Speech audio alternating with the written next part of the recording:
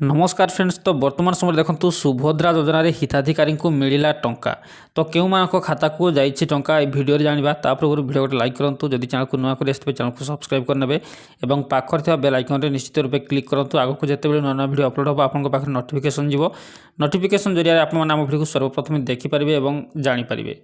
सुभद्रा योजना रे हिताधिकारी को मिला टंका। सुभद्रा योजना रे नुआरे सामिल होइतिबा हिताधिकारी को आज मिली प्रथम किस्ती 4,57,681 महिला को सुभद्रा टंका अकाउंट को गला।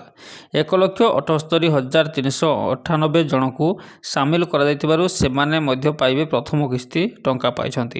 प्रथम और द्वितीय किस्ती बाद पड़ता 2,55,265 जन को भी सामिल कर भी एका बेलके पाई दुईटी किस्ती। सेहीपरि अभियोग शुणाणी 24,018 जन हिताधिकारी को सुभद्रा रे सामिल कर 315 कोटी ऊर्ध्व आर्थिक सहायता राशि सुभद्रा हिताधिकारी खाता को आसी।